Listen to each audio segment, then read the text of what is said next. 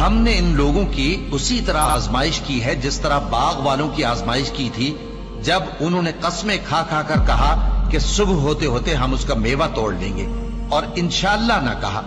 سو وہ ابھی سو ہی رہے تھے کہ تمہارے پروردگار کی طرف سے راتوں رات اس پر ایک آفت پھر گئی،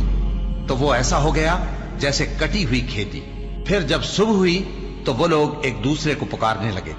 کہ اگر تم کو کاٹنا ہے تو اپنی کھیتی پر سویرے ہی جا پہنچو۔ سو وہ چل پڑے اور آپس میں چپکے کہتے جاتے تھے کہ آج وہاں تمہارے پاس کوئی فقیر نہ آنے پائے،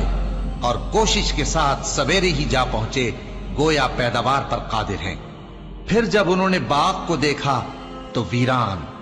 کہنے لگے کہ ہم رستہ بھول گئے ہیں،